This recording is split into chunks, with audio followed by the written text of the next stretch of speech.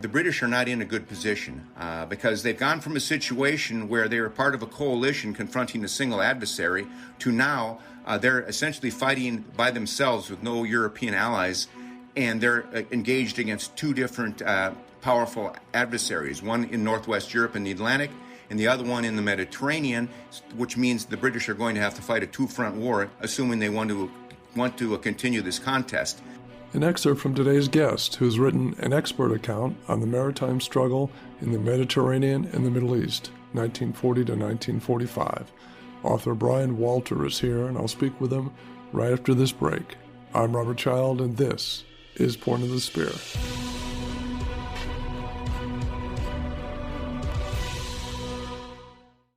Welcome back. And before we get into the show, remember to click that follow button on the podcast.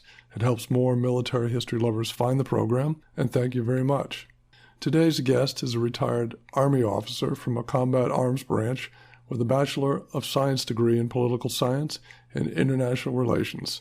He has been a student of the British military during the Second World War for more than 30 years. His book is called Blue Water War, Maritime Struggle in the Mediterranean and the Middle East, 1940 to 1945. And author Brian Walter joins us now. Brian, welcome to the show. Thank you. It's a pleasure to be here. We're happy to have you, sir. Before we get into the book, I know that you've been long a student of British military history. What about you're an American. What about their history has fascinated you?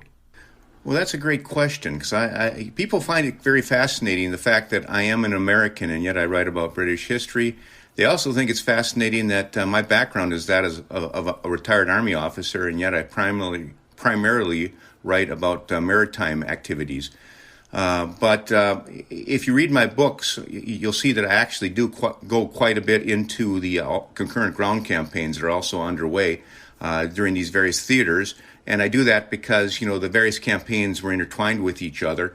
And it doesn't really make sense to look at the maritime contest if you're not also looking at the concurrent ground operations that were underway and that this was feeding. With that said, to answer your question, when I was in fourth grade, I came across the book about the Battle of Britain. And for whatever reason, that book was a life-changing event for me because I was just enthralled by the story of the struggle that the British people, under the leadership of Winston Churchill, put forward against the Germans at this time. And I've been a student of the British military during World War II ever since. So some 50-odd years now, and I continue to be that student. And getting to the book now, at the outset of the Second World War, who were the dominant powers in the Mediterranean, and what were their capabilities? Sure. You had three primary powers that were located in the Mediterranean at the beginning of this contest. The first of these was Italy, which is located in the central Mediterranean. Then you had France, which of course borders the western part of the Mediterranean. And then the third was the United Kingdom, which has no direct contact with the Mediterranean area itself, but the British had colonies and possessions there and actually controlled both access points to the Mediterranean in terms of the Strait of Gibraltar and the Suez Canal. World War II actually starts, of course, in September 1939 in Northwest Europe when Germany invades Poland, and then Britain and France declare war on Germany accordingly. Italy at this time is allied with the Germans, but declines to get into the conflict. So for the first 9 months of the war, there is no real combat in the Mediterranean area. This all changes in June of 1940 when, at this time, the Germans have already launched their Blitzkrieg campaign against the West. Holland and Belgium have fallen. France is in the process of collapsing. The British Expeditionary Force has been driven off the continent from Dunkirk. And the Italian dictator Mussolini feels that this is the right time for Italy to get into the war. So he declares war against France and Britain. Now, France, for all intents and purposes, is a non-entity then, because, again, they will surrender 12 days after this declaration of war. So the French forces really play no part in this. So it's essentially just the British against the Germans. The British against the Italians. And in that regard, the British are not in a good position because they've gone from a situation where they were part of a coalition confronting a single adversary to now they're essentially fighting by themselves with no European allies. and they're engaged against two different powerful adversaries, one in northwest Europe in the Atlantic and the other one in the Mediterranean, which means the British are going to have to fight a two-front war, assuming they want to continue this contest. And to add insult to injury, the British forces that exist in the Mediterranean area are actually heavily outnumbered by their Italian counterparts. Now, the Royal Navy in total is a larger force than the Italian Navy, but the Royal Navy has global commitments and can only devote a portion of its strength in the Mediterranean, whereas the Italians can put their entire naval force at play there. And as a result of this, the Italians significantly outnumber the British at the beginning of this contest. Altogether, the Italians possess or are in the process of bringing into their navy some 271 principal warships. This includes 6 battleships, 1 old armored cruiser, 7 heavy cruisers, 12 light cruisers, 61 destroyers, 69 torpedo boats, and 115 submarines. Now, against this, the British Mediterranean fleet is 41 vessels strong. It has 4 battleships, an aircraft carrier, 9 light cruisers, 21 destroyers, and 6 submarines. So the British are outnumbered by a factor of about 6-1. And, in fairness, not all of these Italian ships were immediately ready for action, so maybe it's only really like 4-1, but the British are still outnumbered. The situation is much the same with the ground forces, whereas the Italians have a total strength in their army of about 1.6 million men, spread over 73 divisions, as well as about 300,000 personnel in fascist militia units. In Africa itself, the Italians have about 540,000 men. Against this, the British have 83,000 men in the Middle East and the contested areas in Africa. So again, they're outnumbered by a factor of better than 6-1. And the situation in the air is the most advantageous for the British in that they're only outnumbered about 2-1. The Italians have 1,750 aircraft in their air force, of which 638 are actually in Africa or in the vicinity, against 368 British aircraft that are in the Middle East and the Africa area. So again, a little less than a 2-1 numerical advantage for the Italians in immediately aircraft in the area in that regard. But overall, the British will start out this contest heavily outnumbered. I didn't realize it was that lopsided. It's very surprising to me. And to that point, in your study of the battles in the Mediterranean, were there any battles that surprised you as far as who emerged as the victor? Sure, absolutely. I mean, that's one of the things that's great about writing about this theater of war is there are all kinds of areas in this contest that have really gone underreported or been overlooked by history. And when you're talking about surprising outcomes in battle, I will stick with the theme I just started with. I think it's very interesting the way the British are able to hold off the Italians at the beginning of this contest and very quickly turn the tables on them. The British start this contest definitely on the defensive, but they engage in a very aggressive defense, and that's true of all 3 of the British services. For instance, within hours of the declaration of war, the British Mediterranean fleet sorties out of Alexandria and does an offensive sweep in search of Italian shipping. At the same time, they also dispatch cruisers and destroyers to bombard Tobruk Harbor. Now, the bombardment goes off fine. The sweep isn't so successful. They don't actually encounter any Italian ships. And on their way back to Alexandria, an Italian submarine will torpedo and sink the British light cruiser Calypso in a rare example of an Italian submarine success against the British. So it's a bit of an inauspicious start for them, but in no way does this curb the British aggressiveness that they will continue to demonstrate. And for the next 4 months, they will continue to conduct raids, bombardments against Italian positions, offensive actions anywhere they can do so. And they will fight a number of engagements against the Italians, both surface engagements and also activities of the Fleet Air Arm, which I want to stress a little bit right now, which are very impressive. Because during this period, the Fleet Air Arm only possesses no more than about 24 Swordfish torpedo bombers in the theater. And yet they're able to score some amazing results with this limited force. They carry out a number of raids. One raid in particular I think is impressive is in July of 1940. They will attack Tobruk Harbor with a grand total of just 6 Swordfish torpedo bombers. And yet those 6 torpedo bombers will sink 2 Italian destroyers and a merchant ship. And then a month later, they will attack Tobruk again with 3 Swordfish torpedo bombers that will sink a submarine and a depot ship. So it's a very effective economy of force and use of the limited resources that they have. I hope you're enjoying this episode. Next time, New York Times best-selling author Nathalia Holt will be here to talk about the female spies who built the CIA and changed the future of espionage. So, we see during World War II, the women played a very important role as intelligence officers in turning German intelligence spies to work for the Allies, and then having them feed information back to the Germans that was completely false, then sent torpedoes and U-boats completely the opposite direction of Allied troops. Another program you won't want to miss. And if you're enjoying this World War II episode, check out our earlier program about Ronald Spears and his band of brothers with author Jared Frederick.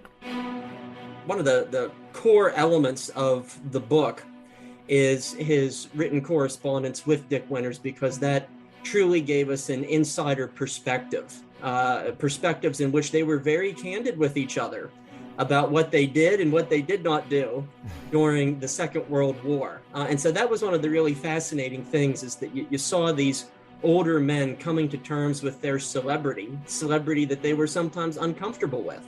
You'll find the link to that show in this episode's description. Now let's return to the conversation.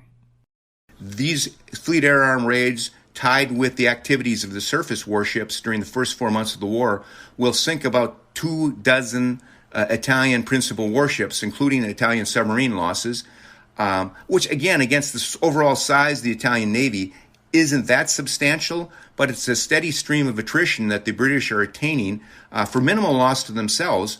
And the real purpose of this is to keep the Italians off balance.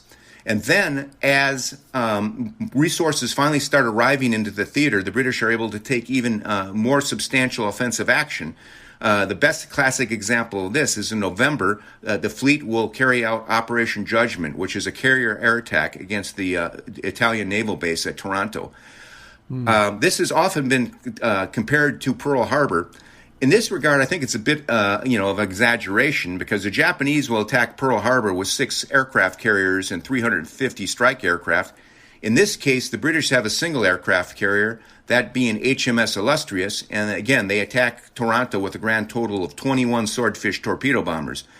But those 21 aircraft are able to sink an Italian battleship that will end up being a total loss, and temporarily disable 2 others that will be out of service for 4 months and 7 months, respectively. So this action alters the balance of power in the Mediterranean, and it clearly demonstrates that the British now are on the ascendancy. A few weeks after this, the British Army, which again has received some reinforcements, will be able to go onto the offensive in Egypt. They do so with a grand total of 2 divisions, and they're attacking an Italian army of 10 divisions. So they're still outnumbered 5-1, but they launched the offensive, and they rout the Italian 10th Army. They will drive the Italians out of Egypt. They conquer Cyrenaica. They literally destroy the entire Italian 10th Army and take 130,000 prisoners, and the British do this for about 5,000 casualties.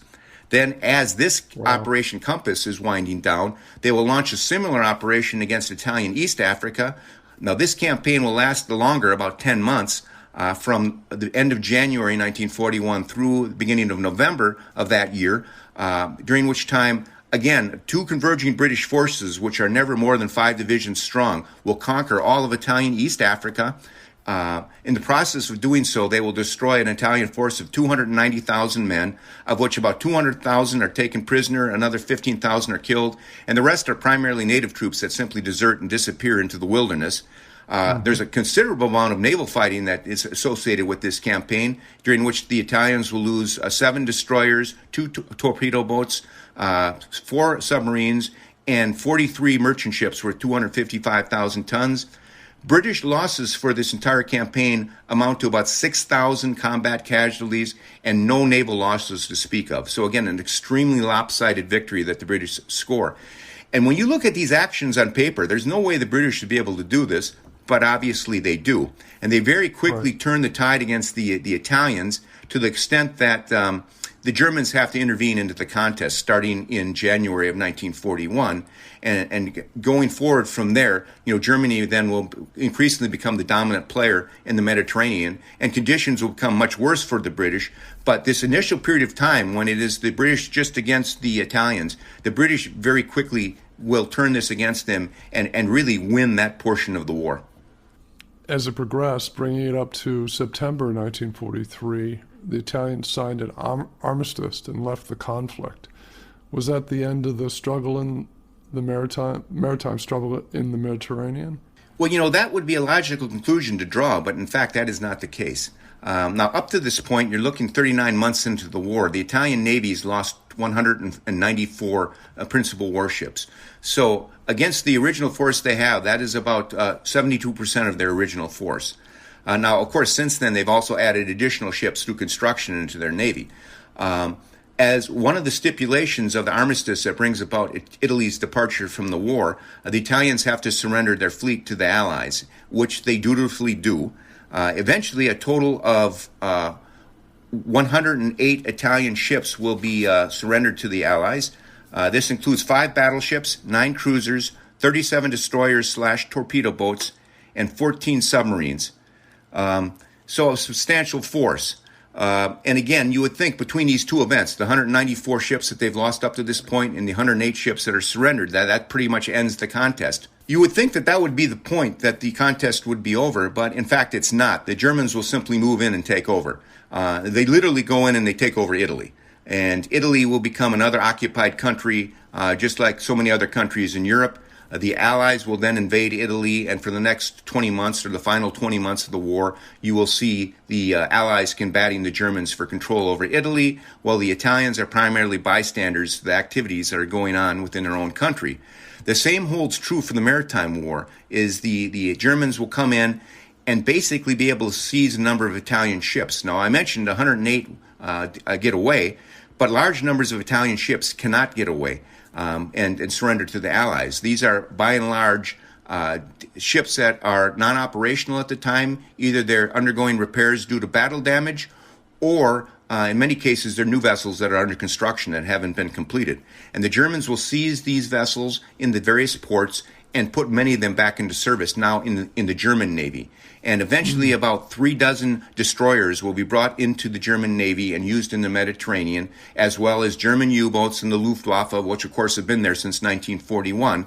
And these assets, the Germans will be able to continue this maritime contest for the last 20 months of the war.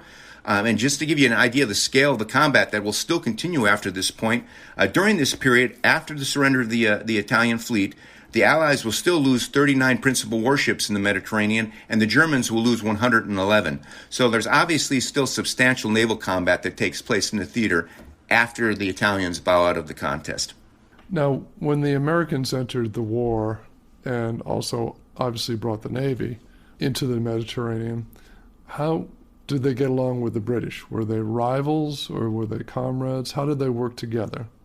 Well, to the best of my knowledge, in terms of the maritime contest, there really isn't any type of dangerous rivalry, and the two forces actually cooperate quite well with each other. Now, the thing I should stipulate is that, of course, for the first 2.5 years of the war, the Royal Navy is basically operating by themselves in the Mediterranean. There is, a rare example where in April and May of 1942, the American aircraft carrier Wasp will carry out a couple ferry missions to ferry Spitfires to Malta. But other than that, the United States Navy is not really involved in the Mediterranean theater. Now, that changes in November of 1942 with the invasion of French North Africa, where the United States Navy becomes then a substantial partner in this contest. But I still have to point out that the Royal Navy will still be the dominant player in this maritime contest in the Mediterranean theater for the remainder of the war. With the Americans, being present, but not the substantial, equal partners.